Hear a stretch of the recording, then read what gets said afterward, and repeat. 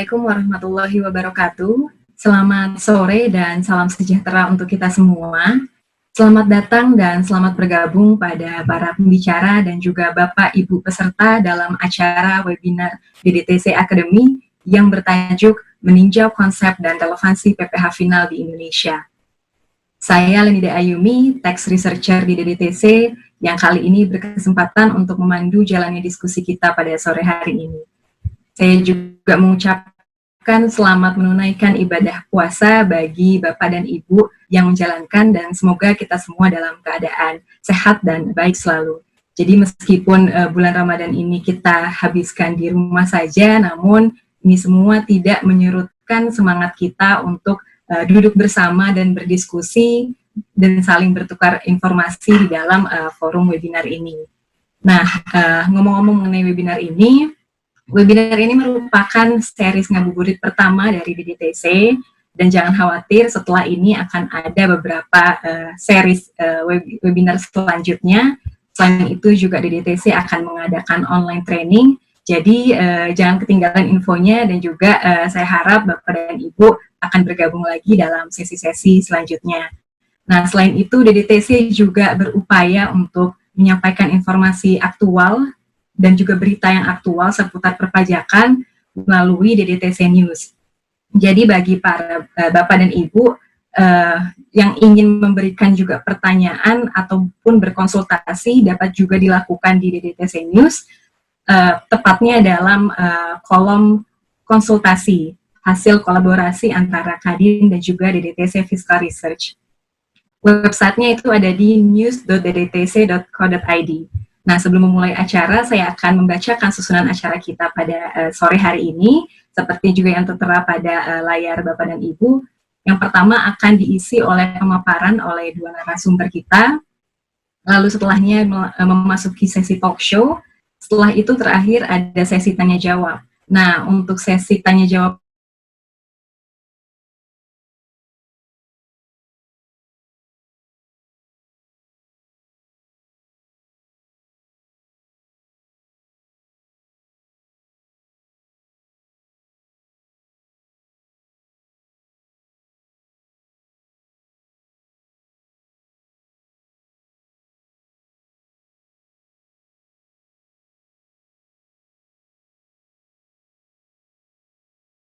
Nah, namun ternyata cakupan dari PPH final atau yang bersifat final ini jauh lebih luas. Perkembangan terbarunya contohnya adalah minggu lalu pemerintah mengeluarkan PMK nomor 44 tahun 2020.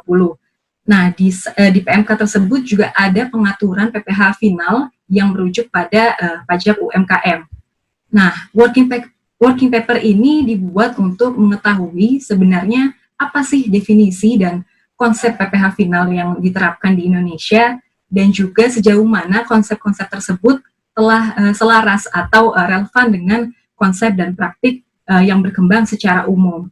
Dan juga apakah skema yang bersifat final ini masih perlu diadakan atau tidak. Nah, dalam mengupas pertanyaan tersebut telah bergabung bersama saya dua narasumber kita pada webinar ini. Saya sapa terlebih dahulu, ada Mbak Awaliatul Mukarromah dan juga Mas Bawono Kristiaji. Selamat sore Mbak Awa dan Mas Aji. Selamat sore Mbak Ayumi. Selamat sore Bapak Ibu sekalian. Iya, sehat ya Mas Aji? Saya baru ngeliat Mas Aji nih. Sehat. Alhamdulillah. Ya, kita harus semangat untuk memberikan materi gitu ya Mas Aji ya. Yep. Nah, saya bacakan terlebih dahulu CV dari para pembicara kita. Yang pertama itu ada Mbak Awa. Nah, Mbak Awa ini luar biasa sekali. Beliau merupakan Senior Tax Researcher di DDTC. Mbak Awa juga sudah banyak berpartisipasi dalam International Tax Course and Workshop di beberapa negara seperti halnya ini kota ya, Dublin dan juga Beijing. Beliau juga merupakan kontributor tetap dalam berbagai publikasi DDTC seperti halnya Working Paper, Policy Brief, dan juga berbagai artikel analisis pajak. Selanjutnya, pembicara kita kedua yaitu Mas Aji. Nah, mungkin sebagian besar dari kita juga sudah tidak asing lagi ya dengan sosok beliau. Mas Aji ini merupakan partner Fiscal Research and Training di DDTC. Beliau juga mendapatkan Master's Degree in International Business Tax and Economics di Tilburg University di Belanda. Dan di Tilburg ini pula, Mas Aji mendapatkan award Best Thesis on European Taxation. Tadi juga sempat ada ya di company Pravale DTC, sungguh pencapaian yang luar biasa. Ini juga saya dapat bocoran bahwa banyak nih mahasiswa yang berpartisipasi dalam webinar ini. Jadi semoga achievement tersebut dapat menjadi motivasi begitu ya untuk segera memulai atau bahkan menuntaskan tugas akhirnya. Jadi semangat untuk para mahasiswa yang sedang berjuang. Nah, untuk pengalaman dan publikasi mungkin sudah tidak bisa diragukan lagi ya, kalau mungkin saya bacakan satu persatu kita bisa sampai sahur gitu ya di webinar ini, karena banyak sekali. Mas Aji juga sering diundang oleh media untuk membahas isu-isu terkait perpajakan. Baik, langsung saja untuk kesempatan pertama saya persilahkan Mbak Awa untuk memberikan pemaparannya, kurang lebih 15 menit ya Mbak Awa. Mbak Awa, mendengar saya? Iya, terima kasih Ayu. Iya, silakan Mbak Awa. Assalamualaikum warahmatullahi wabarakatuh. Selamat sore Bapak dan Ibu sekalian. Salam sejahtera untuk kita semua. Semoga kita semua dalam keadaan baik dan sehat gitu. Sebelumnya terima kasih sudah berkenan untuk bergabung dalam acara webinar pada sore hari ini ya, menjelang berbuka puasa gitu. Perkenalkan kembali, saya Awaliatul Mukarramah, Senior Researcher di DTC. Mungkin pada kesempatan kali ini kita akan sedikit sharing dan diskusi mengenai konsep atau skema PPH final di Indonesia gitu. Ini seperti sudah disebutkan oleh moderator bahwa paparan pada sore hari ini merupakan bagian dari working paper yang akan juga dirilis pada sore hari ini, yaitu meninjau konsep PPH final dan relevansinya di Indonesia. Mungkin pertama-tama saya akan memberikan overview terlebih dahulu ya terkait dengan sistem PPH final di Indonesia sendiri gitu, dan mengapa topik ini menjadi cukup menarik untuk dikaji lebih lanjut gitu. Mungkin masuk ke slide pertama.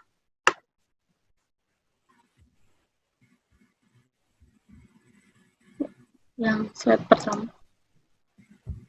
Nah ya, sebagaimana kita tahu bahwa Indonesia mengkategorikan pajak penghasilan itu sendiri sebagai bagian dari pajak subjektif.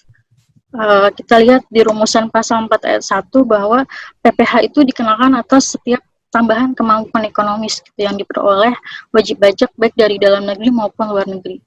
Nah, dengan adanya definisi ini berarti pemenuhan kewajiban PPH itu mendahulukan keadaan subjek pajak dulu gitu, dibandingkan dengan objek pajaknya. Tapi dalam undang PPH juga paradigma objektif atau sebagai pajak objektif ini ternyata juga memiliki porsi yang cukup besar. Ini contohnya ada di PPH pasal 4 ayat 2. Artinya ketika kita bicara tentang PPH final, berarti yang dibicarakan adalah objek pajak itu sendiri, bukan pajak subjektifnya. Gitu. Makanya di sini dengan adanya perluasan objek pajak PPH final, ini bisa jadi indikasi bahwa dari rezim undang PPH dari tahun 83 sampai dengan saat ini ada indikasi bahwa terjadi fenomena pergeseran paradigma PPH dari yang tadinya sebagai pajak subjektif menjadi pajak objektif. Makanya di undang working paper ini kita mencoba untuk mencari tahu lebih dalam apa sih sebenarnya definisi atau konsep dari PPH final itu sendiri gitu. Makanya tadi sudah dijelaskan juga, disebutkan beberapa pertanyaan yang muncul, seperti apa sih definisi dari konsep PPH final, sejauh mana implementasinya di Indonesia gitu. Karena dengan beragamnya PPH final, apakah dari setiap jenis PPH final itu sendiri memiliki karakteristik atau perbedaannya masing-masing gitu. Kita juga pengen tahu, karena selama ini kan kita menerima sistem PPH final ini secara apa adanya gitu, atas penghasilan bunga deposito atau UMKM misalnya itu dikenakan PPH final, tapi kita tidak pernah tahu seperti apa konsep yang mendasari penerapan PPH final itu sendiri. Nah, dengan adanya perkembangan teknologi administrasi pajak dan pertukaran informasi data, sebenarnya situasi penerapan PPH final saat ini tuh masih cukup relevan atau enggak sih untuk diterapkan di masa mendatang gitu, apalagi dengan adanya rencana pemerintah untuk merevisi Undang-Undang PPH gitu. Mungkin bagi isi dari working paper ini bisa menjadi suatu starting point untuk gambaran perubahan revisi Undang-Undang PPH ke depan. Gitu.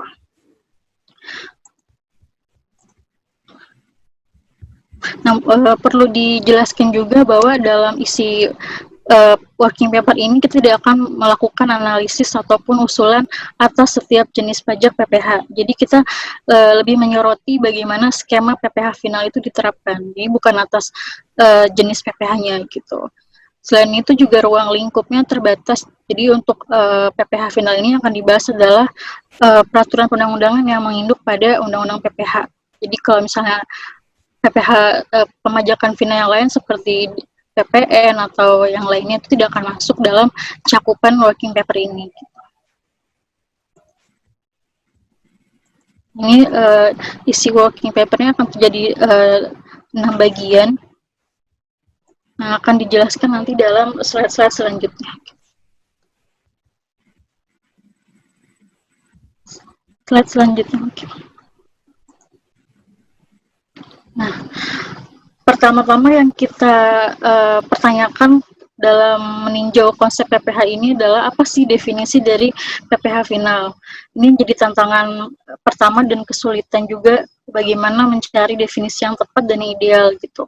Karena kalau ditinjau dari definisi secara harfiah gitu, PPH final ini umumnya hanya dikaitkan dengan mekanisme withholding tax yang bersifat final dan biasanya hanya ditujukan untuk subjek pajak luar negeri.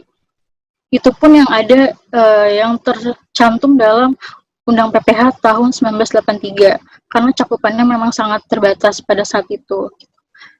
Selain itu dari berbagai literatur juga pembahasan mengenai PPH final ini masih sangat terbatas gitu. Makanya ini yang menyebabkan tidak ada suatu benchmark untuk menguji sejauh mana keselarasan implementasi PPH final Indonesia ini dibandingkan dengan praktik-praktik di negara lain. Jadi memang agak sulit untuk mencari definisi secara tepat dan pasti mengenai konsep PPH final itu sendiri gitu. Karena di Undang-Undang PPH pun sebenarnya tidak ada definisi yang secara eksplisit dijelaskan atau secara gamblang apa itu PPH final.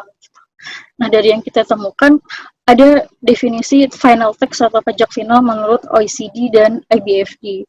Di sini juga secara umum PPH final itu dikaitkan sebagai pemajakan withholding tax gitu atas jenis-jenis pajak tertentu. Nah, di sini dicontohkannya adalah lebih kepada passive income seperti dividen, interest, dan royalty yang dibayarkan untuk non-residen atau subjek pajak luar negeri. Jadi definisinya lebih banyak dikaitkan pada hal-hal seperti itu. Nah, kita kaitkan dengan Indonesia. Kenapa Indonesia selain pemajakan secara kepada subjek pajak luar negeri yang tercantum di PPH pasal 26, kita juga banyak nih jenis PPH final. Nah, itu sebenarnya yang menjadi pertanyaan dari working paper ini.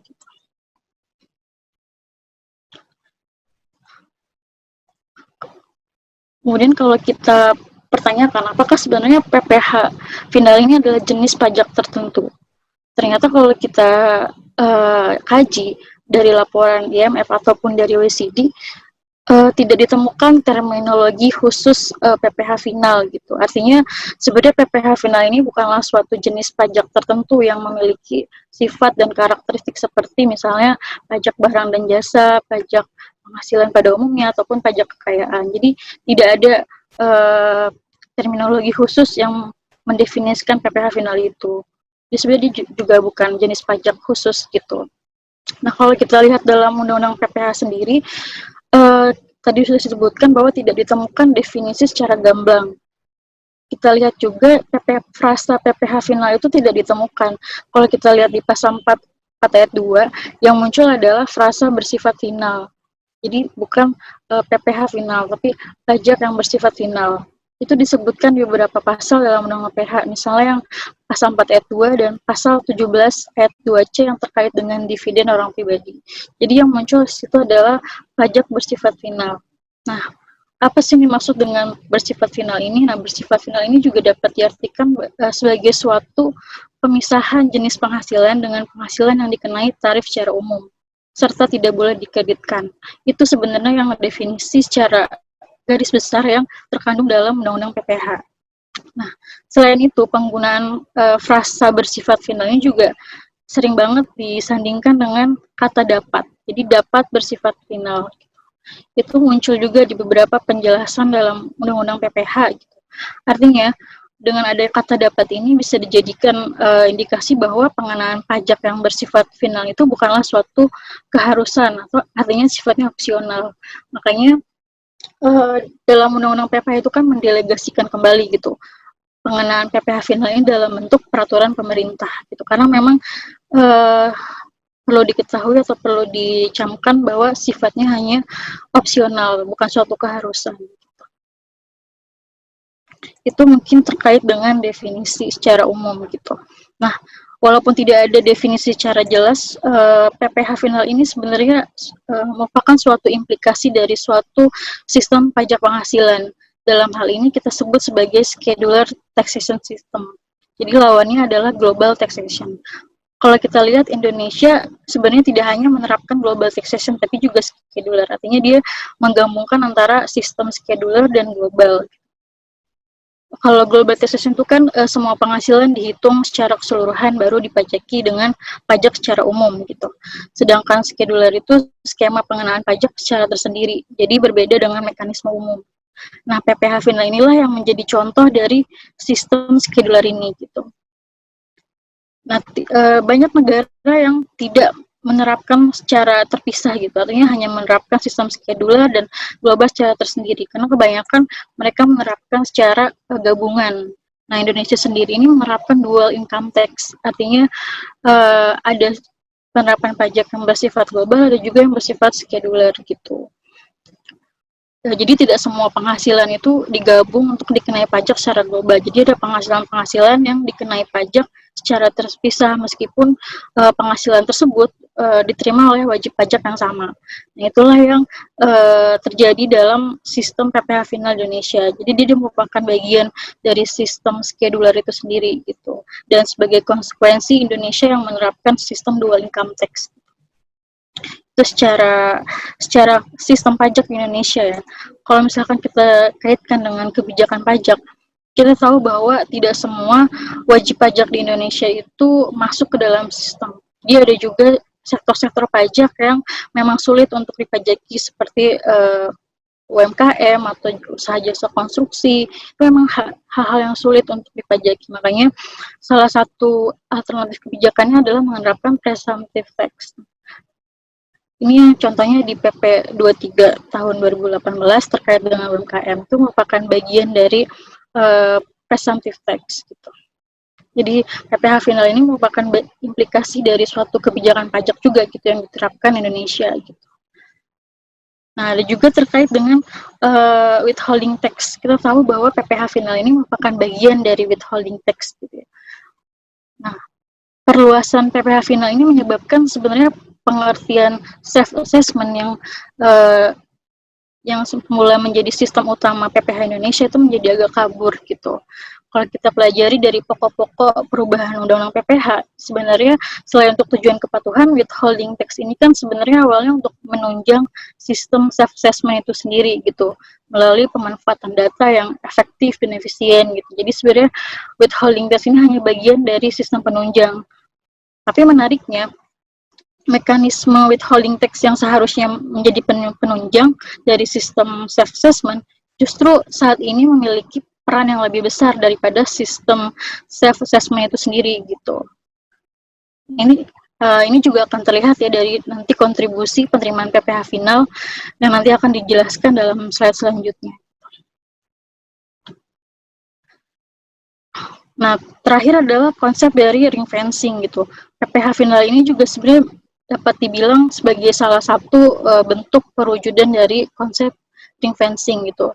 Dalam konsep ini, dalam suatu penghasilan tertentu diperlakukan secara khusus, maka atas pembebasan penghitungan beban pajak atau penghasilan tersebut tidak boleh dicampur atau digabungkan dengan penghitungan pajak atau penghasilan lainnya gitu. Jadi terpisah gitu. Jadi dipisahkan antara rezim pajak umum dengan rezim pajak khusus gitu ya. Seperti terlihat dalam gambar gitu. Nah, walaupun demikian sebenarnya penerapan ring fencing ini tidak harus diikuti dengan pengenaan pajak secara final. Jadi walaupun bisa dipisahkan dari rezim pajak umum atau dia dikhususkan tersendiri, dia tidak harus bersifat final gitu. Karena itu sebenarnya sifatnya adalah kebijakan atau opsional dari pemerintah itu sendiri gitu. Itu mungkin terkait dengan konsep kenapa PPh final ini diterapkan di Indonesia gitu. Mungkin slide selanjutnya. Nah, jadi yang sudah dijelaskan bahwa bila kita mengkaji gitu ya dalam working paper ini, kita mencoba untuk menganalisis secara historis penerapan PPh final di Indonesia. Mungkin belum ada yang melakukan kajian historis terhadap undang-undang PPh ini terkait PPh final gitu, dari undang-undang PPh tahun 1983 sampai dengan 2008 gitu. Nah, kalau dari kajian historis ini kita dapat melihat nih bahwa seiring dengan perubahannya undang-undang PPh, yang terjadi adalah perluasan objek PPh final. Kalau kita lihat di Undang-Undang PPh tahun 83 sampai dengan tahun 91, itu PPh final masih sangat terbatas gitu. Jadi baru ditujukan untuk PPh pasal 26 yang untuk subjek pajak luar negeri, bunga deposito dan tabungan. Itu pun pada masa itu belum ada ketentuan khusus yang menyatakan bahwa bunga deposito dan tabungan dinyatakan sebagai tarif pajak final. Jadi pada saat itu pengenaannya masih ditangguhkan ya, dengan pertimbangan tertentu gitu. Nah, baru nih setelah 10 tahun Undang-Undang PPh, yaitu dengan revisi Undang PPh 1994, ini mulai muncul nih beragam jenis PPh. Macam-macam PPh yang muncul, dari PPh pasal 23 yang terkait dengan bunga simpanan koperasi itu juga final, PPh pasal 15, dan ada juga perluasan objek PPh pasal 26. Nah, di sini di masa ini adalah banyak banget perubahan terkait dengan penerapan PPh final di Indonesia, gitu. Terutama terkait dengan bunyi pasal 4 ayat 2 sendiri gitu, yang memang di situ ada kunci bahwa pemerintah bisa mengatur secara tersendiri gitu atas penghasilan tertentu untuk dikenakan pajak secara tersendiri. Nah, itulah yang menjadi kunci terbitnya peraturan pemerintah terkait jenis-jenis PPh final gitu. Jadi meskipun di undang-undangnya tidak ada bunyi pasalnya seperti apa gitu, tapi di luar undang-undang sudah ada PP yang mengatur terkait PPh final itu, misalnya terkait dengan pajak hadiah undian, terus jasa konstruksi dan sebagainya gitu. Mas. Kemudian di Undang PPh tahun 2000 itu sebenarnya tidak ada banyak mengalami perubahan, tapi sistem PPh final ini masih dipertahankan gitu sampai sekarang gitu. Bahkan untuk PPh tahun 2008 atau amandemen Undang PPh terakhir itu mengubah secara drastis isi pasal 4 ayat 2 gitu. Sebetulnya isi pasal 42 ini adalah memasukkan apa-apa yang sudah diatur dalam PP di masa sebelumnya gitu. Jadi sebelumnya tidak ada undang-undang di tahun 94 atau tahun 2000 itu dimasukkan ke tahun 2008. Mungkin penerapan PPh final ini memang relatif lebih mudah, simple, karena kan langsung dipotong, langsung disetor ke negara gitu. Makanya ini menjadi suatu insentif bagi suatu pemerintah gitu untuk terus mempertahankan dan bahkan memperluas objek ini gitu. Tapi kalau kita lihat rezim PPh final yang diterapkan terlalu luas ini justru bisa bertentangan dengan semangat reformasi pajak gitu dan sistem pajak yang modern saat ini gitu. Karena mungkin pada tahun 94 itu banyak sekali persoalan dalam sistem pajak Indonesia ya, mulai dari kapasitas administrasi dan kepatuhan yang sangat rendah gitu. Mungkin pada saat itu mungkin masih relevan untuk menerapkan sistem PPh final. Tapi dengan landscape pajak yang berubah, mungkin itu jadi pertanyaan juga, apakah memang sistem PPh final ini masih cukup relevan gitu. Mungkin selanjutnya. Nah, ini mungkin secara singkat aja karena waktunya juga udah mulai habis untuk presentasi. Mungkin kita lihat di sini kontribusi PPh final ini cukup signifikan ya dibandingkan dengan jenis pajak yang lainnya gitu. Bahkan mungkin bisa bersaing dengan penerimaan PPh badan atau PPh karyawan gitu. Yang tadinya cuma bersifat penunjang, pada saat ini justru malah memiliki kontribusi penerimaan yang cukup tinggi gitu. Mungkin ini juga yang akan menarik untuk dikaji lebih lanjut gitu.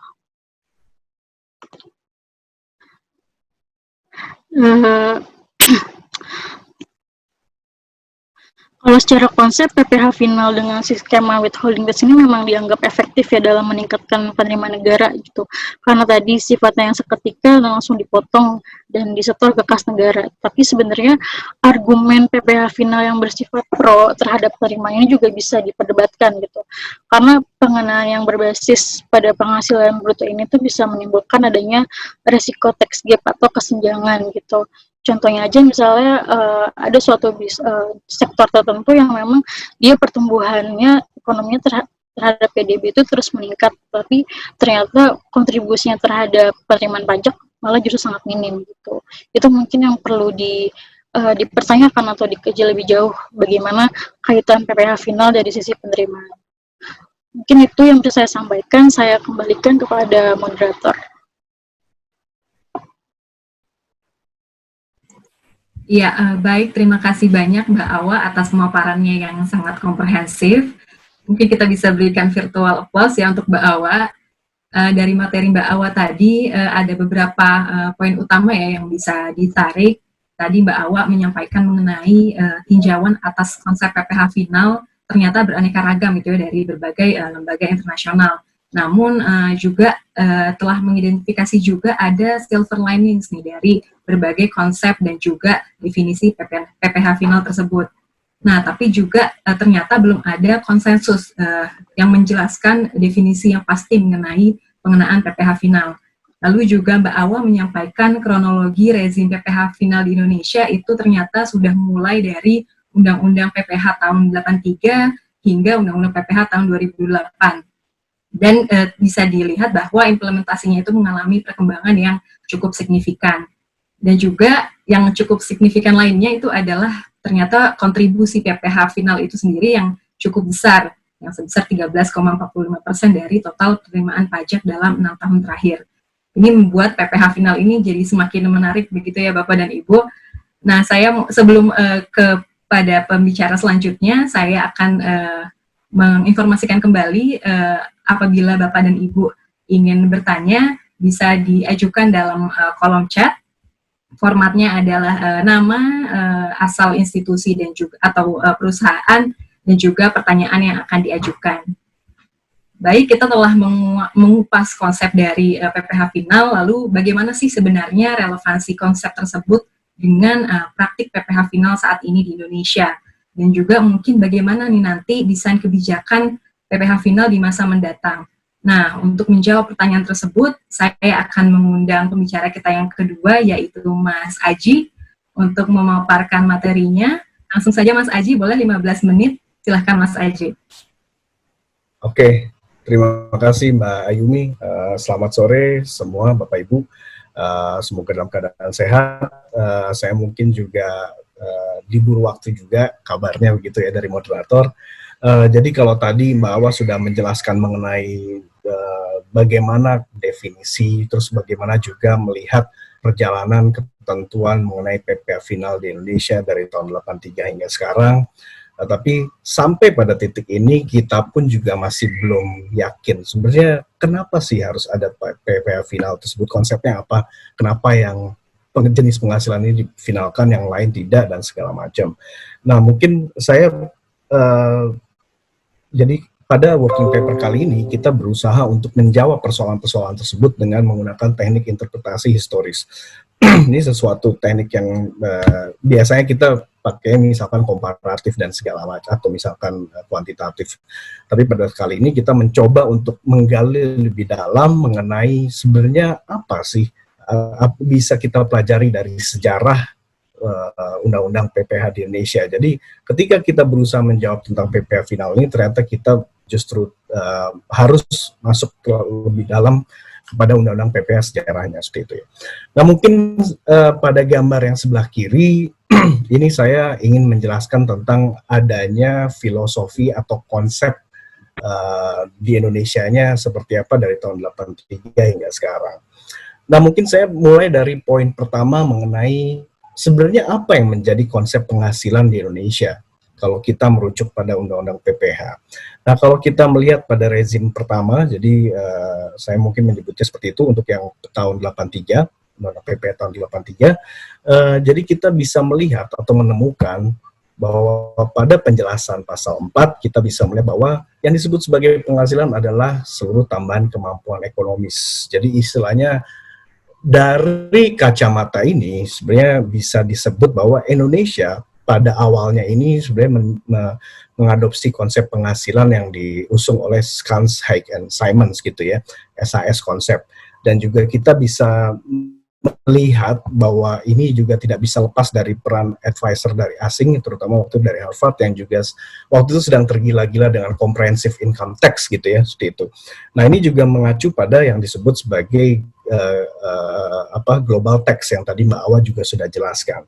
Nah, konsep penghasilan berbasis pada global tax ini sebenarnya tidak pernah luntur dalam atau tidak pernah di drop dalam undang-undang atau perubahan-perubahan undang-undang PPH selanjutnya.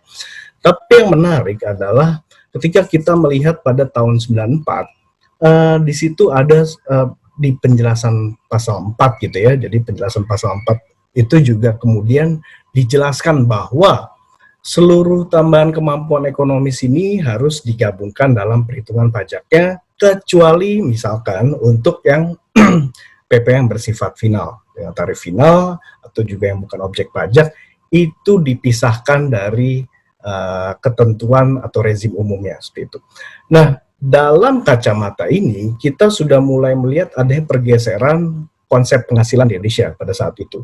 Jadi kita mulai membuka diri, mulai ada deviasi dari global menuju kepada dolar, seperti itu ya. Yang juga sudah dijelaskan oleh Mbak Awa konsepnya. Ini jadi kalau dari gambar yang saya sajikan terlihat juga ada membuka kemungkinan setelah Undang-Undang PPH tahun 94 ini kemudian semakin lama juga semakin tidak jelas ya. Jadi istilahnya dalam artian begini, kalau kita bicara tentang seluruh tambahan kemampuan ekonomi, seharusnya seluruh penghasilan itu dijadikan dalam basket yang sama, tapi dengan adanya Undang-Undang PPH 94, ini memungkinkan adanya basket yang berbeda untuk jenis penghasilan berbeda. Itu poin pertama. Poin kedua adalah kita mengenal juga mengenai konsep aliran penghasilan dalam undang-undang atau struktur undang-undang PPH kita. Kita tahu bahwa ada 4 aliran penghasilan, jadi penghasilan dari pekerjaan, penghasilan dari modal, dari kegiatan usaha, dan juga yang terakhir penghasilan lain-lain. Nah, ini cukup menarik ya, jadi karena kalau kita melihat Undang-Undang PPH 83, 91 seperti itu ya, ini sebenarnya tidak pernah begini. Jadi atas setiap aliran penghasilan tersebut bukan berarti harus dipisahkan atau di-ring-fence basketnya. Jadi kalau kita lihat bahwa memang betul bahwa sejak awal kita sudah punya PPH pasal 26, PPH pasal 23 yang sebenarnya untuk jenis-jenis tertentu penghasilan bersifat modal itu di treatment atau punya pajaknya sendiri, tapi itu masih bisa dalam artian itu dalam kelompok yang sama. Kalau untuk pasal 26 itu simply jelas-jelas itu gara-gara ya karena wajib SPLN yang harus mematuhi ketentuan perpajakan kita. Nah, tapi pada tahun 94 itu juga kita tahu di dalam undang-undang kita itu ada sesuatu deviasi pemisahan antara penghasilan, jadi antara aliran penghasilan, di mana pemisahan terutama ya antara penghasilan modal dengan penghasilan yang sifatnya aktif seperti itu. Ini terlihat dari beberapa pasal dalam PPH pasal 4 ayat 2 seperti itu ya. Jadi bagaimana penghasilan sifat modal itu kemudian mulai dikelompokkan sendiri gitu ya. Ini sebenarnya tidak lepas juga dari tren global pada waktu duanya yang penghasilan dari modal ini, pajaknya ini jangan di-treat atau digabungkan dengan penghasilan yang dikenakan pajak secara umum. Ini banyak terjadi di negara-negara Skandinavia, dan menurut saya disinilah juga pada awalnya Indonesia melakukan pemisahan tersebut. Itu poin kedua. Poin ketiga adalah mengenai presumptive tax. Jadi sebenarnya dari sejak awal undang-undang PPA kita juga sebenarnya atau perumusnya juga sebenarnya sudah mengetahui bahwa kita menghadapi tantangan hard to tax sektor di Indonesia. Jadi kita mengenal adanya PPA pasal 14 dan 15. Kalau 14-nya itu NPPN, terus kemudian yang di pasal 15-nya NPPK. Nah, instrumennya sebenarnya cara untuk memajaki hard to tax sektornya ini berbeda. Kalau pasal 14 kita tahu ini lebih kepada simplified regime, tapi untuk yang PPA pasal 15 ini sebenarnya lebih ke presumptif. Jadi ada sesuatu metode tidak langsung untuk mengukur apa yang disebut sebagai penghasilan netonya gitu, yang bisa di-treat sebagai penghasilan neto. Nah, pada dan PPA pasal 15 itu baru efektif ketika pada periode 94 sampai 96, waktu itu juga kita tahu ada perlakuan khusus bagi perusahaan pelayaran atau penerbangan yang berlaku gitu ya. Nah, ini juga diperluas kembali kepada jasa konstruksi, terus kemudian juga kita melihat ada pemajakan atas UMKM yang kita kenal sebagai di PP 23 tahun 2018. Jadi, poin ketiga adalah PPA final dalam konteks presumptif itu menjadi jawaban ya. Jadi bagaimana presumptif itu bisa efektif dilaksanakan melalui skema PPA final. Dan yang keempat adalah kita mungkin melupakan juga bahwa yang bersifat final itu sebenarnya tidak hanya selalu yang berbasis atas penghasilan bruto. Kita mengenal juga PPA pasal 21 di mana misalkan istri yang sudah dipotong pajaknya dari satu pemberi kerja itu kemudian digabungkan pada suami, itu PPh-nya bersifat final gitu ya. Nah, kita mengenal nih, jadi kalau kita melihat konsep Indonesia juga, Indonesia sebenarnya menganut sistem pemajakan berbasis keluarga, jadi family taxing unit. Nah, dalam rangka untuk menjamin bahwa nanti penggabungan antara penghasilan suami istri ini tidak membuat ada beban pajak yang lebih tinggi, PPA final lagi-lagi jadi solusi gitu ya. Jadi kita sudah mengenal ada 4 peran PPA final. Satu lagi adalah mengenai ini yang paling menurut saya paling menarik. Jadi kalau kita melihat perubahan terbesar tentang PPA final itu dari tahun 94. Itu sebenarnya 10 tahun setelah adanya undang-undang PPH.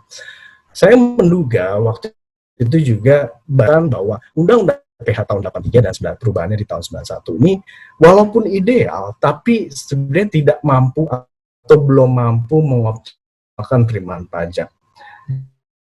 Pergeseran juga paradigma yang sebenarnya lebih ke pragmatis gitu ya. Jadi kita nggak bisa melihat melepaskan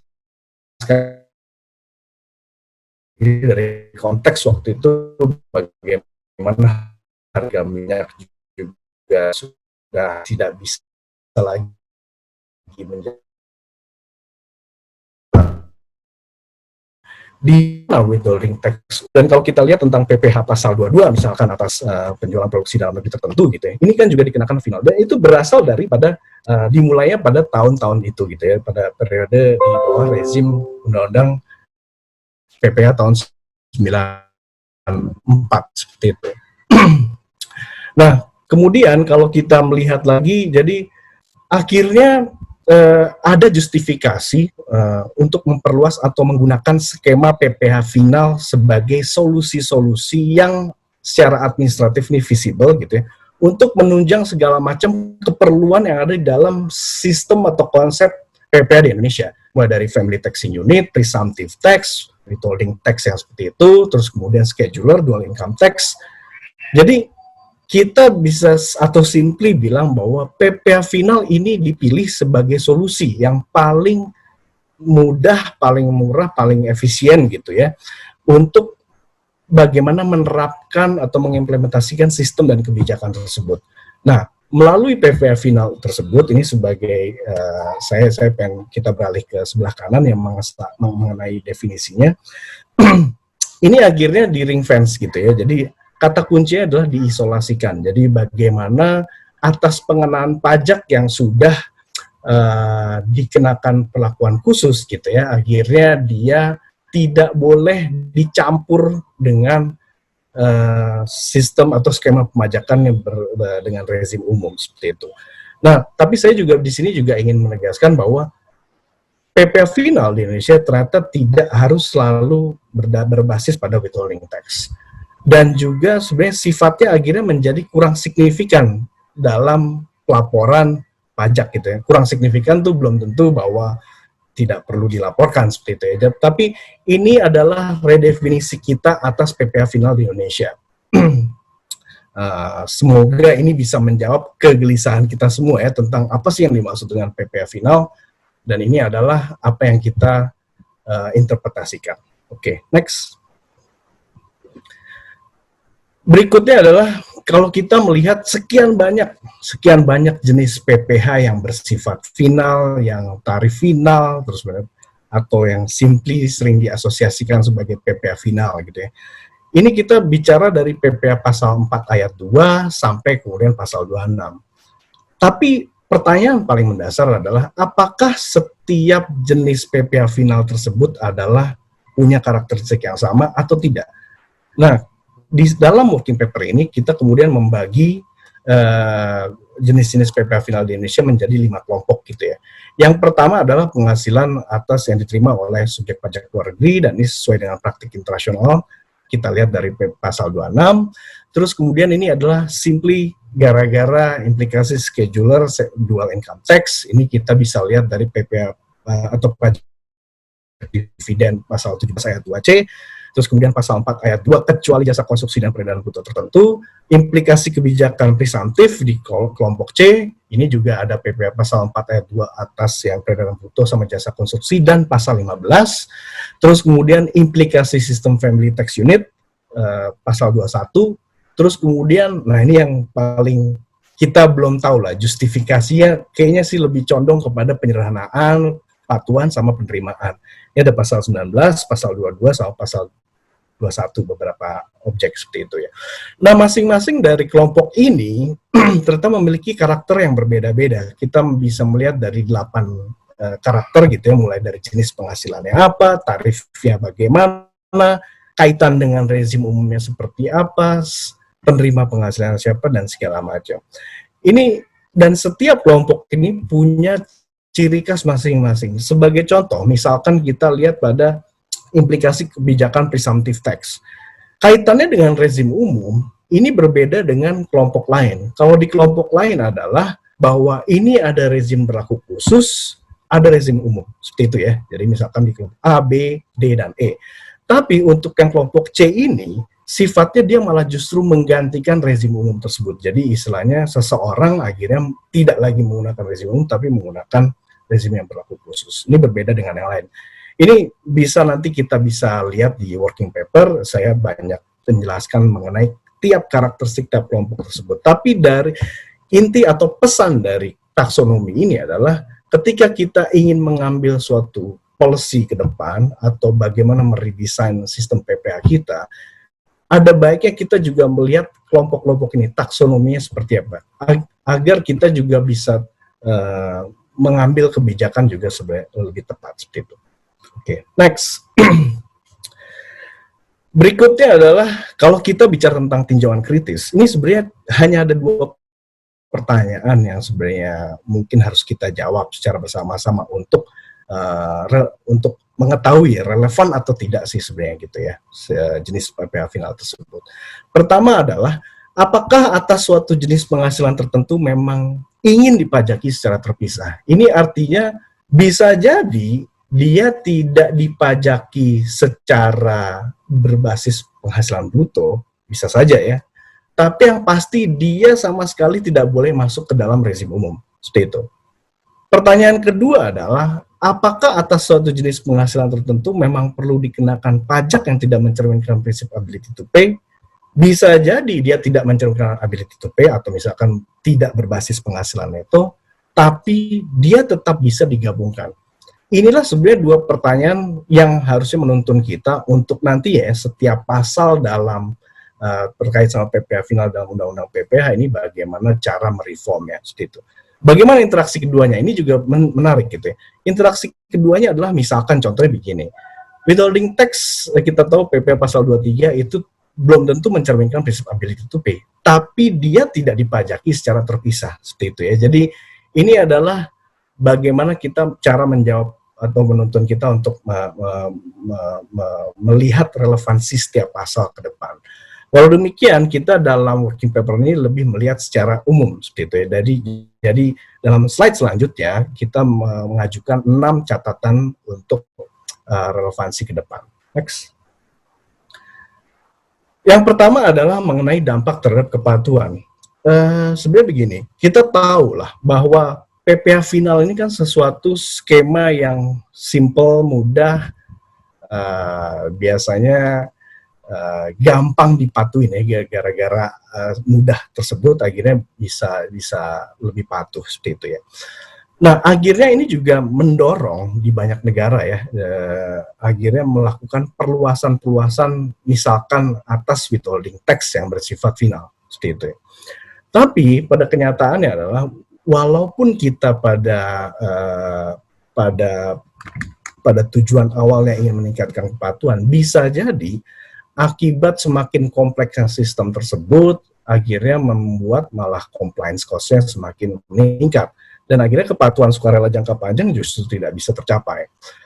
Selain itu juga PPh final punya efek samping juga terhadap praktik-praktik perencanaan pajak dan juga income shifting. Misalkan income shifting begini, jadi kalau kita bicara tentang sistem dual income tax, di mana atas penghasilan dari modal dan penghasilan dari pekerjaan atau kegiatan usaha itu dipisahkan, ada perbedaan tarif ini membuat seseorang bisa saja secara arbitrary merekarakterisasi penghasilannya atas tarif yang lebih rendah seperti itu ya. Apakah ada contoh seperti ini? Bisa jadi ada. Misalkan kita tahu misalnya terkait sama pajak dividen gitu ya di Indonesia. Bisa jadi dengan adanya tarif yang bersifat final 10% membuat akhirnya gimana kalau misalkan ini dianggap sebagai penghasilan saja, jadi disguised dividen seperti itu. Ini contoh-contoh seperti itu. Poin kedua adalah dampak terhadap penerimaan. Memang kita tahu bahwa penerimaan dari PPh final ini cenderung stabil gitu ya. Jadi pokoknya dampaknya baik lah sebenarnya untuk penerimaan. Tapi apakah sebaik itu? Sebenarnya kalau menurut kita bisa jadi kita juga tidak secara tepat atau apa ya dengan skema final tersebut akhirnya tidak merefleksikan value atau penghasilan yang benar-benar actual gitu ya seperti itu. Jadi bisa jadi malah PPh final itu adalah wujud dari policy gap gitu ya. Jadi kalau kita bicara tentang tax gap atau bagaimana pajak yang belum bisa dikumpulkan oleh pemerintah, ini kan sebenarnya terdiri dari dua hal. Pertama adalah compliance gap, ini berdasar gara-gara tidak patuh, atau memang kebijakannya membuat itu tidak bisa optimal. Nah, ini menarik pembicaraan tentang policy gap ini, karena di satu sisi lain, PPh final sebenarnya berusaha atau hadir untuk menutupi compliance gap. Tapi di sisi lain juga bisa menciptakan policy gap. Jadi bagaimana cost benefit analysis yang menurut kami harus dilihat lebih lanjut. Dan ini juga membawa kita kepada pertanyaan, apakah kita memang butuh capital gain tax? Jadi bagaimana sebenarnya untuk merepresentasikan value yang lebih adil gitu ya. Ini akhirnya kita berbasis suatu capital gain tax. Ini mungkin wacana juga bisa untuk ke depan. Ketiga adalah dampak terhadap redistribusi atau ketimpangan. Kalau kita bicara tentang PPh final, ini pastinya atau kebanyakan menutup mata tentang persoalan keadilan horizontal, vertical, ability to pay. Nah, akhirnya progresivitas sistem PPh ini bisa saja tidak tercapai gitu ya. Apalagi ketika kita nanti akhirnya memisahkan suatu penghasilan tertentu, misalkan penghasilan modal, dari sistem PPh yang berlaku secara umum, yaitu sistem yang progresif. Kita tahu bahwa penghasilan yang berbentuk modal atau berasal dari modal atau penghasilan yang berasal dari passive income ini sebenarnya kebanyakan dimiliki oleh high wealth individuals. Jadi bisa jadi dengan adanya pemisahan ini malah membuat ketimpangan ini semakin melebar, terutama ketimpangan atas aset seperti itu. Ini juga membawa kita kepada diskusi-diskusi tentang bagaimana sistem pajak kita ke depan seperti itu. Next.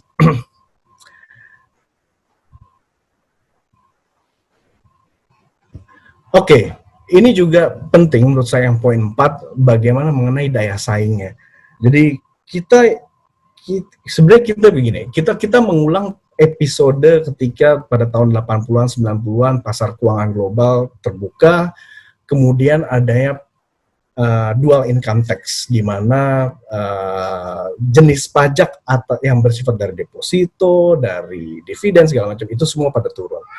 Nah, bagaimana menjamin kita berdaya saing juga ke depan? Ini diskusi-diskusi yang mungkin kita bisa kaitkan dengan relevansinya dengan Omnibus Law sekarang, terutama atas pajak dividen dan misalkan pajak atau PPh pasal 26 atas penghasilan bunga, seperti itu yang katanya akan disesuaikan. Oke, yang poin kelima adalah perubahan landscape pajak gitu ya. Sebenarnya pada penjelasan atau pokok-pokok perubahan Undang-Undang tahun 94 itu ada poin 12 dan poin 13 yang menarik gitu ya.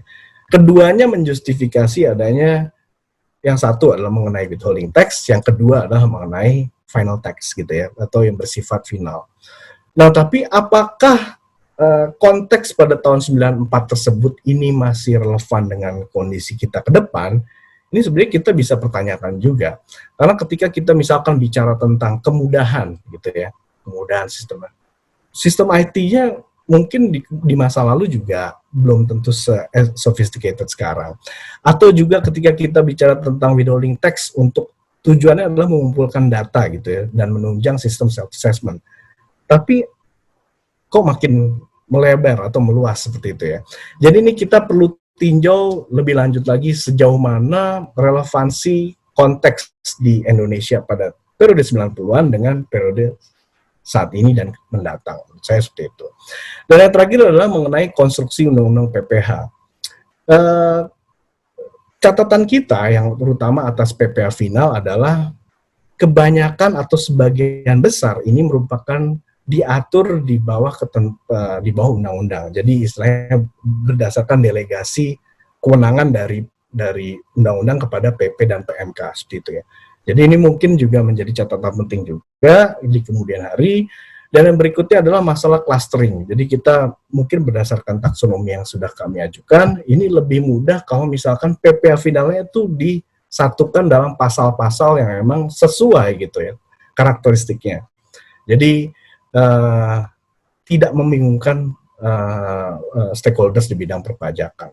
Mungkin itu yang bisa saya sampaikan mengenai paparan sesi kedua. Saya kembalikan pada Mbak Ayumi. Silakan, Mbak.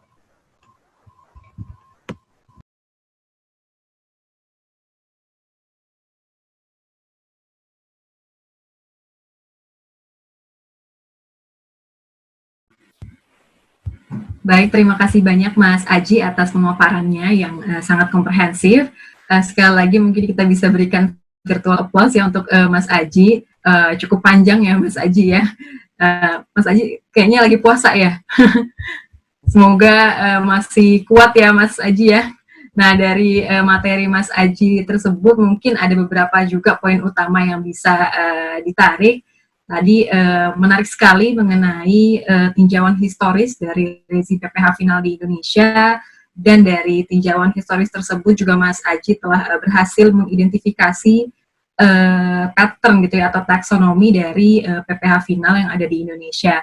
Nah, Mas Aji juga menyampaikan ada tinjauan kritis relevansi PPh di Indonesia. Ada 6 catatan yang tadi disampaikan oleh Mas Aji, seperti halnya dampaknya terhadap kepatuhan, penerimaan, redistribusi, daya saing, dan perubahan lanskap pajak di Indonesia itu sendiri.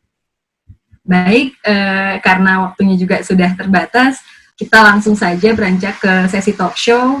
Ini menyangkut animo yang sangat besar dari para peserta untuk bertanya, jadi sesi talk show-nya dipersingkat. Ini merupakan pertanyaan untuk mengklarifikasi saja, mungkin saya ajukan ke Mas Aji begitu. Tadi juga Mas Aji sempat menyatakan bahwa salah satu tujuan PPh final itu kan adalah untuk memudahkan administrasi, yang pada akhirnya diharapkan untuk menciptakan kepatuhan pajak.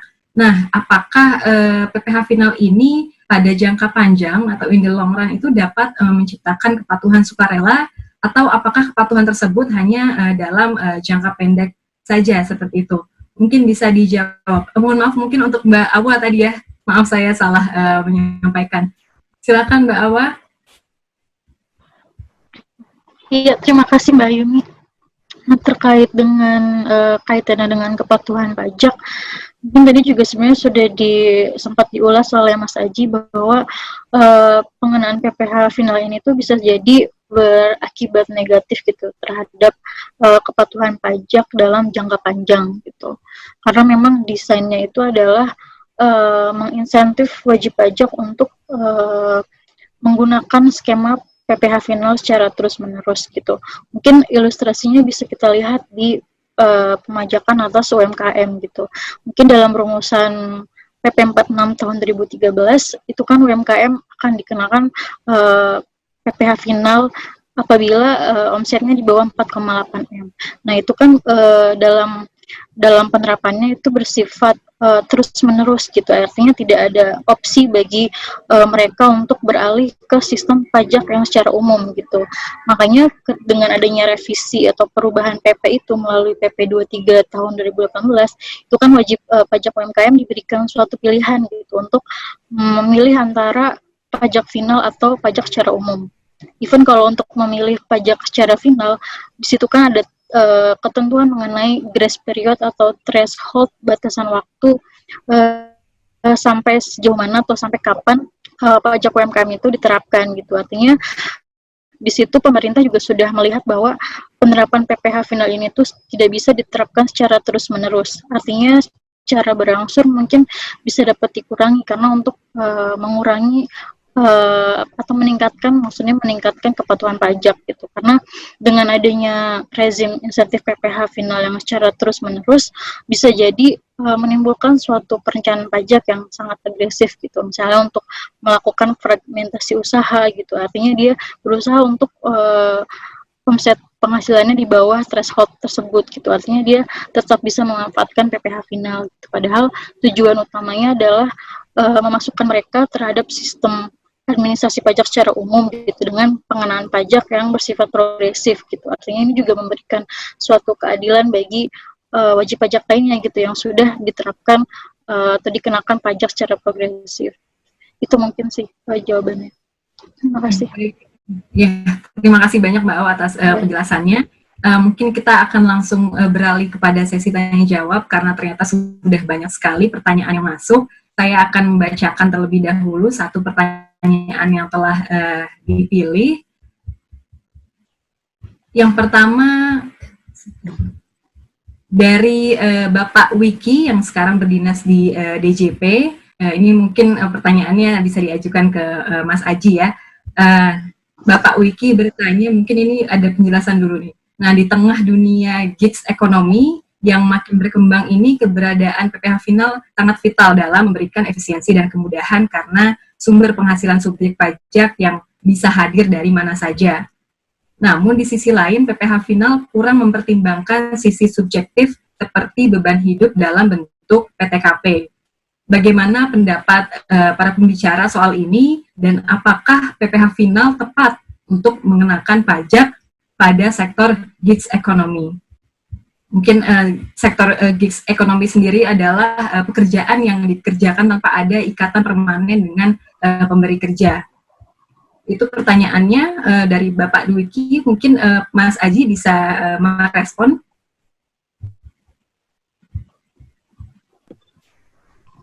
Ya, jadi terkait sama pekerjaan bebas ya. Jadi kalau kita melihat juga pada tahun lalu juga kalau nggak salah OECD juga merilis tentang bagaimana sebenarnya pekerjaan bebas itu atau pekerja bebas yang tidak terikat sama sesuatu company secara terus-menerus ini menjadi semakin banyak gitu ya. Nah, kalau saya begini sih, sebenarnya melihatnya adalah ini saya mengutip pendapat dari atau buku yang ditulis oleh teman-teman di Georgia State University gitu ya. Dalam salah satu babnya itu dibilang bahwa seringkali bahwa desain dari tax system itu sendiri sangat tergantung dari bagaimana administrasi pajak ini bisa suatu pajak gitu ya, atau penghasilan tertentu seperti itu ya. Dalam perspektif tersebut kemudian akhirnya kita melihat banyak sekali instrumen-instrumen yang sebenarnya sedikit melupakan bagaimana yang tadi disebutkan sebagai ability to pay atau bagaimana mencerminkan keadilan segala macam. Tapi lebih bagaimana kita memajaki hal tersebut gitu ya. Dan kalau juga tadi bicara tentang tidak melihat dari subjeknya, sebenarnya begini juga. Saya sih lebih condongnya adalah ketika kita bicara tentang memajaki PPh final atas gitu ya, atas penghasilan yang berasal dari pekerjaan atau kegiatan usaha, desainnya akan jauh lebih sulit daripada sekedar kita menetapkan ini pada penghasilan atas dari modal. Kenapa jadi sulit? Karena dalam konteks penghasilan yang berasal dari pekerjaan atau kegiatan usaha, di sini kita ada tersirat juga atau mengandung adanya biaya-biaya atau bagaimana kita ada human capital investment dan segala macam. Jadi menurut saya kalau ditanya apakah bisa atau tidak, menurut saya bisa. Tapi bagaimana desainnya adalah suatu challenge sendiri yang menurut saya sangat-sangat sulit. Bagaimana menentukan tarif? Seperti itulah. Contohnya adalah hal-hal seperti itu. Jadi itu mungkin jawaban saya, Mbak Ayumi. Memang ada beberapa tantangan tersendiri gitu ya, Mas Aji, terkait dengan beberapa jenis pekerjaan. Ya. Lalu pertanyaan kedua dari Bapak Zaki Ahmad, berasal dari DTS. Pertanyaannya adalah PPh final di sektor mana saja yang sebaiknya perlu ditinjau kembali? Nah, apa saja juga pertimbangan dan alternatif pengenaan pajak dari sektor-sektor tersebut? Mungkin Mbak Awa bisa merespon pertanyaan tersebut. Silahkan Mbak Awa.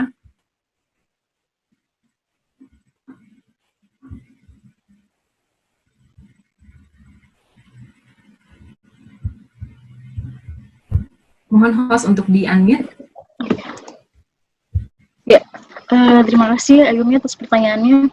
Sektor mana saja ya? Mungkin tidak mudah juga untuk menjawab pertanyaan ini ya sebenarnya, karena kita juga perlu membandingkan gitu. Mungkin salah satu cara untuk mengetahui sektor apa aja sih yang memang yang perlu untuk dievaluasi gitu, pengenaan sistem PPh finalnya gitu. Kita bisa membandingkan antara kontribusi penerimaan pajaknya terhadap PDB-nya sendiri gitu. Jadi kita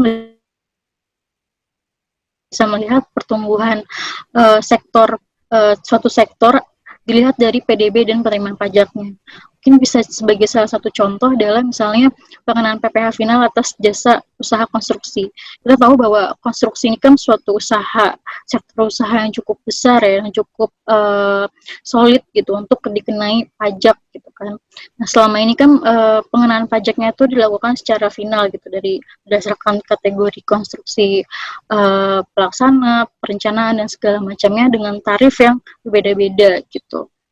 Nah, kalau kita lihat kontribusi penerimaan pajak dari sektor konstruksi sendiri itu ternyata lebih kecil dibandingkan dengan perbandingan PDB-nya terhadap penerimaan pajak itu sendiri. Jadi ketika pertumbuhan PDB-nya lebih besar dibandingkan dengan pertumbuhan penerimaan pajak, yang mungkin itu bisa dipertanyakan juga gitu, bahwa ada tax gap, policy gap di usaha sektor jasa konstruksi ini gitu. Jadi mungkin salah satu caranya adalah dengan membandingkan itu ya, kontribusi sektor pajaknya seperti apa dengan PDB-nya seperti apa gitu. Jadi dari situ kita bisa mengevaluasi sektor mana saja yang memang sebenarnya sudah tidak relevan untuk atau mungkin perlu dievaluasi atau dikaji lebih jauh penerapan PPh finalnya gitu. Karena kan kalau kita lihat di PPh final saat ini tidak hanya mencakup penghasilan yang bersifat pasif, tapi juga ada yang penghasilan yang bersifat aktif gitu ya. Contohnya yang tadi PPh UMKM dan usaha konstruksi gitu, itu kan merupakan penghasilan yang aktif gitu. Nah, pada umumnya penghasilan aktif itu dikenakan pajak secara progresif gitu, dengan mekanisme yang bersifat umum gitu. Mungkin itu sih yang perlu dikaji lebih lanjut gitu, terkait dengan kontribusi penerimaannya terhadap PDB gitu. Baik, terima kasih banyak Mbak Awa jawabannya. Jadi memang kembali lagi kepada statistik kontribusi sektor tersebut terhadap PDB begitu ya Mbak Awa ya. Lalu pertanyaan ketiga ini datang dari Bapak Doni Budiono dari KKP. KKP Doni Oh, KKP Doni Budiono, mohon maaf. Pertanyaannya adalah untuk mempermudah penerimaan pajak dengan menggunakan PPh final, ini bagaimana sih kira-kira pendapat dari narasumber terkait dengan PPh final dari jasa konstruksi? Nah, di mana usaha yang lainnya kan menggunakan tarif pasal 17 Undang-Undang PPh. Bukankah pemajakan harusnya mencerminkan keadilan? Mungkin Mas Aji mau menjawab pertanyaan dari Bapak Doni. Silakan Mas Aji. Terima kasih Pak Doni. Ya sebenarnya tadi udah dibahas ya, kebetulan dibahas juga sama awal mengenai jasa konstruksi. Tapi mungkin saya ngambil jawaban yang lainnya. Kalau tadi Mbak Awal lebih dari sisi revenue-nya dan juga gap-nya seperti itu. Kalau saya mungkin lebih kepada taksonominya. Ini juga sekaligus tadi mengomentari mana sih sebenarnya PPh final yang sebenarnya bisa kita tinjau lagi seperti itu ya. Jadi kalau saya melihatnya untuk PP pasal 4 ayat 2 terkait sama jasa konstruksi ini kan sebenarnya lebih kepada presumption gitu ya. Ini sebenarnya menarik karena menurut saya jasa konstruksi begini, pertanyaan pertamanya adalah mengapa jasa konstruksi itu harus diperlakukan secara terpisah gitu ya. Jadi apakah kepatuhannya dibanding sektor-sektor lainnya apakah juga berbeda atau sangat rendah atau ini hard to tax sektor? Menurut saya mungkin dewasa ini jawaban tersebut juga bisa dibilang bahwa ini sudah kurang relevan lagi seperti itu ya. Ini juga seperti juga kayak misalkan kita melihat mana yang perlu kita tinjau lebih dahulu. Menurut saya juga kita bisa meninjau PPh final dari yang sebenarnya tidak memiliki justifikasi valid atau misalkan tidak memiliki dasar filosofis yang jelas. Misalkan adalah untuk yang PPh pasal 22 atas peredaran produk dalam negeri tertentu seperti itu ya. Bahkan kalau saya boleh melihat ya lebih jauh bahwa PPh pasal 22 kita tahu bahwa ini adalah sesuatu expected income gitu ya, jadi belum menjadi penghasilan. Terus kemudian ini menjadi difinalkan. Ini juga akhirnya membuat prinsip ability to pay ini semakin jauh ya dari situ. Jadi mungkin itu sih Mbak Ayumi jawaban saya mengenai akan lebih mudah kita menjawab mengenai mana yang harus dievaluasi, mana yang perlu direvisi itu dari taksonomi yang kita ajukan pada working paper kita seperti itu. Baik, terima kasih banyak Mas Aji. Mungkin juga tadi Pak Doni bisa lebih lanjutnya membaca working paper yang sudah baru saja dirilis ternyata. Nanti mungkin host atau operator bisa langsung memberitahu linknya di grup chat. Lalu pertanyaan terakhir dari sesi dari kolom chat, yaitu dari Bapak Alex Woro. Beliau merupakan konsultan pajak. Nah, menurut Bapak Alex Woro ini PPh final di Indonesia lebih mengejar ke fungsi budgeter dan easy to collect the tax. Contohnya PPh deposito, PPh sewa dan bangunan, PPh bunga dividen, dan lain sebagainya. Dengan banyaknya PPh final dan kompleksitas masalah, maka perpajakan di Indonesia menjadi semakin rumit. Nah, pertanyaan dari Bapak Alex ini adalah, apakah ke depannya Indonesia akan menuju PPh final yang lebih banyak? Ini mungkin jadi ultimate question kita semua begitu ya. Mungkin Mas Aji dan Mbak Awa, mungkin Mbak Awa dulu, lalu nanti dilanjutkan oleh Mas Aji gitu ya, karena ini sepertinya harus dijawab oleh keduanya nih. Silakan Mbak Awa. Sulit dia jawab ininya pertanyaannya. Mungkin kalau sebagai bagian dari kajian ini kita sebenarnya menyimpulkan bahwa PPh final ini memang di satu sisi memberikan keuntungan bagi pemerintah, tapi di sisi lain juga memiliki efek yang negatif ya, seperti yang tadi sudah dijelaskan terkait dengan kepatuhan, mungkin juga terhadap penerimaan pajaknya gitu. Nah, mungkin ini jadi usulan ya buat rencana perubahan revisi undang-undang PPh selanjutnya gitu. Apakah nanti akan dievaluasi lebih lanjut atau mungkin mekanismenya diubah atau mungkin ada pengurangan dari jenis PPh final itu sendiri. Kita juga sebenarnya belum tahu ke depannya seperti apa gitu. Tapi mungkin melalui working paper ini kita bisa jadi gambaran bahwa sebenarnya ada hal-hal yang perlu dipelajari lebih lanjut atau dikaji lebih lebih lanjut terkait dengan penerapan PPh final di Indonesia ini gitu kan, karena memang dengan adanya sistem pajak scheduler yang begitu beragam justru menimbulkan kerumitan tersendiri gitu bagi wajib pajak gitu. Seperti itu sih. Mungkin Mas Aji bisa menambah. Silakan Mas Aji. Kalau pertanyaannya adalah apakah di kemudian hari masih dibutuhkan PPh final? Menurut saya kalau kadar kepatuhannya atau bagaimana masih ada keterbatasan kita untuk misalkan memperoleh informasi atau meningkatkan kepatuhan, menurut saya PPh final itu masih dibutuhkan gitu ya.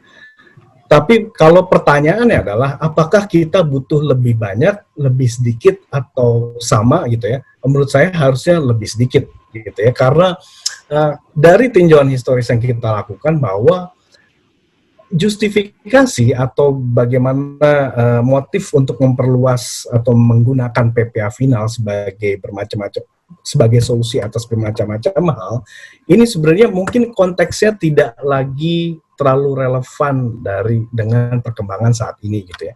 Misalkan kita sekarang sudah punya model pelaporan yang lebih secara online, misalkan kita juga ada skema pre-populated tax system, kita juga punya masyarakat melek pajak yang lebih baik daripada tahun 90-an waktu itu gitu ya. Jadi ini mungkin hal yang kritikal untuk kita jawab bersama, dalam artian begini, harusnya kita menuju kepada sistem pemajakan yang memang lebih adil, walaupun belum tentu lebih simpel ya seperti itu ya. Tapi bagaimana caranya kita meninjau segala macam, itu dia tadi landscape pajak ke depan itu menjadi penting untuk menjawab pertanyaan tersebut.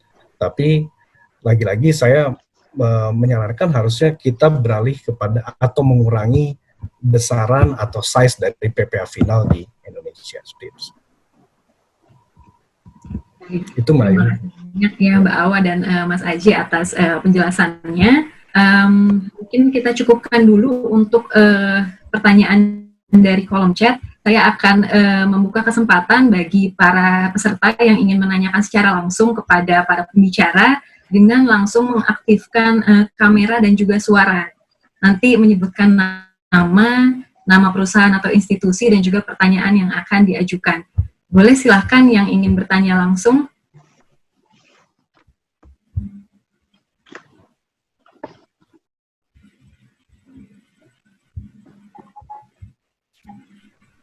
Halo. Silahkan langsung.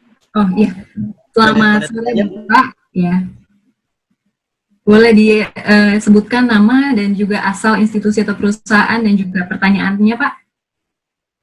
Iya, terima kasih. Saya cuma mau nama saya Wan Juli dari Surabaya. Saya mau menanyakan mengenai apakah ada satu konsep tertentu yang dianut dalam PPh final. Karena selama ini saya lihat PPh final itu tidak lebih dari koleksi kebijakan pemerintah untuk mengenakan pajak secara lebih mudah dan sederhana. Nah, yang saya pertanyakan adalah apakah ada satu konsep tertentu yang dianut yang bisa dijadikan patokan di kemudian hari gitu. Karena selama ini kita lihat peraturan dari PPh final itu semuanya tersebar dan rata-rata diadopsi di peraturan pemerintah. Yang mana itu adalah kebijakan pemerintah. Demikian, terima kasih. Ya, terima kasih Bapak. Jadi pertanyaannya adalah apakah ada suatu konsep yang bisa menjadi benchmark gitu ya bagi pelaksanaan PPh final di Indonesia. Mungkin Mbak Awa atau Mas Aji silahkan saja yang ingin merespon pertanyaannya. Jawaban saya simpel sih, tidak ada satu atau tidak ada konsep tunggal yang mendorong kita menerapkan PPh final di Indonesia. Jadi dari historical perspektifnya juga sebenarnya bisa dilihat bahwa PPh final kerap dijadikan solusi paling praktis, paling mudah gitu ya untuk menjamin atau mengimplementasikan hal-hal atau kebijakan yang sebenarnya sedang ditargetkan oleh pemerintah. Jadi kalau saya sebenarnya sepakat sebenarnya dengan Pak Juli bahwa tidak ada konsep tunggal yang bisa kita pergunakan bersama. Makanya daripada itu kita akhirnya mengklastering dari berbagai macam PPh final tersebut menjadi 5 klaster sebenarnya untuk mempermudah. Oh, kalau yang jenis PPh-nya seperti ini, nih sebenarnya konsepnya adalah seperti ini. Nanti solusinya adalah seperti ini. Kapan ini harus berakhir? Dalam kondisi apa ini harus diterapkan? Jenis penghasilannya apa? Ini sebenarnya sesuatu yang sudah kita petakan, jadi mudah-mudahan nanti bisa dijadikan rujukan ya, jadi dari pemerintah untuk mengevaluasi dan bagaimana penerapan PPh final ke depan. Baik, terima kasih banyak Mas Aji. Saya buka lagi satu penanya yang ingin bertanya langsung. Silahkan diaktifkan suaranya. Boleh tanya, Pak Haji. Silakan Pak Doni. Ya. Halo Pak Haji, apa kabar Pak Haji? Kabar baik Pak Doni. Ya, Semoga Pak Haji, sehat. kalau Pak Haji memberikan saran terhadap perubahan undang-undang PPh, khususnya di PPh final, kira-kira saran apa yang bisa Pak Haji sampaikan mengenai PPh final? Karena kalau kita ketahui di pasal 4 ayat 1, sebetulnya kan jelas Pak Haji bahwa pajak itu kan dihitung dari penghasilan. Nah, kenapa saya cerita seperti ini? Karena PPh final itu menimbulkan diskriminasi. Contohlah, PPh final terhadap jasa konstruksi, PPh final terhadap pengalihan tanah dan bangunan. Menurut saya, itu sangat merugikan bagi usaha-usaha lain yang memang sebetulnya harusnya itu sama perlakuannya kena pasal 17 gitu.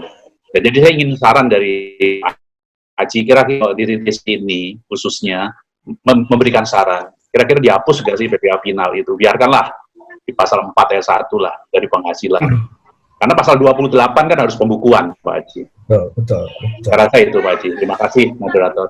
Terima kasih Pak Doni. Saya langsung jawab, Ayumi atau gimana?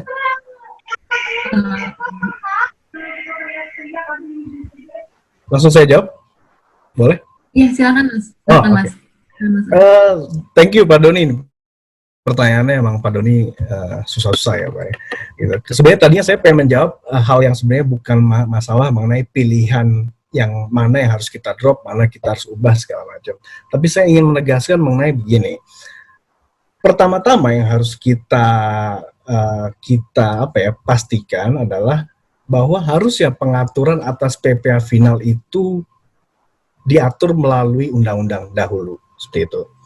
Kalau sudah diatur melalui undang-undang dahulu, artinya adalah bahwa kewenangan atau adanya nanti perluasan-perluasan ini akhirnya menjadi termonitor, akhirnya tidak bisa semudah itulah, seperti itu ya. Jadi ketika kita mengunci mana saja yang sifatnya final atau mana yang objek penghasilan apa yang bersifat final melalui undang-undang, artinya ada wakil rakyat, artinya juga ada pro cons, artinya juga ada apakah ini bersifat diskriminasi atau tidak. Nah, kalau kita sudah mulai dari bahwa kita komit bahwa nanti pengaturan mengenai PPh final, mekanisme ini harus berdasarkan undang-undang, baru kita mulai bagaimana atau mana saja yang harus kita ubah, mana kita drop dan segala macam. Itu sih Pak. Jadi saya setuju Pak. Jadi memang kalau kita bicara tentang suatu presumptive tax ini kan sebenarnya pada umumnya hanya diberikan kepada jenis sektor yang sebenarnya sulit untuk dipajaki, entah karena informasinya tidak tersedia, entah karena kepatuhannya di situ memang rendah, atau memang akhirnya akhirnya tidak bisa membuat sektor tersebut dipajakin seperti itu ya. Nah, tapi kenapa hanya konstruksi atau jasa konstruksi, ini kan pertanyaan besar kita. Jadi setelah nanti kita merumuskan bahwa seluruh pengenaan PPh final itu harus tercantum dalam undang-undang tanpa ada delegasi, baru kita bisa memilih lebih leluasa tentunya. Itu sih Pak, mungkin kalau saran saya malah lebih dari bagaimana hukumnya dulu mengunci, kemudian akhirnya pilihan kebijakan mana yang perlu kita teruskan atau tidak teruskan, seperti itu. Semoga berkenan, Pak. Ya, baik. Terima kasih banyak, Mas Aji. Saya harus mencukupkan sesi tanya jawabnya sampai sini saja karena memang waktu sudah menunjukkan hampir 5:30 begitu ya. Untuk jauh lebih mendalami mengenai isu PPh final ini, Bapak dan Ibu silahkan untuk mengunduh secara gratis working paper dari DDTC DTC Fiscal Research, lebih tepatnya di website DTC. Mungkin nanti host juga akan memberitahu linknya. Itu di sana lengkap dan sangat komprehensif. Jadi kalau bisa dibilang ini webinar ini sneak peek-nya, nah itu keseluruhan filmnya seperti itu ya, yang ada di working paper tersebut. Baik, saya kembali sampaikan, peserta nanti akan diberikan slide materi presentasi, namun sebelumnya juga perlu mengisi lembar evaluasi yang akan dikirim melalui email. Jadi setelah mengumpulkan lembar evaluasi, peserta akan diberikan atau dikirimkan materi presentasi melalui email. Baik, atas nama rekan-rekan yang bertugas, saya mengucapkan terima kasih banyak kepada para pembicara. Makasih banyak Mas Aji dan juga Mbak Awa atas waktu dan juga penjelasannya, dan juga para peserta yang telah berpartisipasi dalam webinar pada hari ini. Mohon maaf atas segala kekurangannya, dan saya berharap kita juga dapat bertemu kembali dalam webinar DDTC selanjutnya. Sekali lagi saya ucapkan terima kasih. Saya Lenida Ayumi dan beserta para pembicara, Mas Aji dan Mbak Awa, pamit undur diri. Tetap sehat, tetap semangat untuk menjalankan aktivitas. Wassalamualaikum warahmatullahi wabarakatuh. Waalaikumsalam. Waalaikumsalam warahmatullahi wabarakatuh. Terima kasih semuanya. Selamat sore. Makasih. Thank you. Thank you. Terima kasih. Terima kasih semuanya. Terima kasih. Terima kasih semuanya. Terima kasih. Terima kasih. Berikutnya. Ya, sampai jumpa di sini. Terima kasih semuanya. Makasih semuanya. Terima Terima kasih. kasih ya. Berikutnya ya. Terima kasih. Kegiatan webinar berikutnya. Sampai jumpa di Terima kasih dan selamat berbuka puasa. Terima kasih. Terima kasih. Buka puasa. Terima kasih semuanya.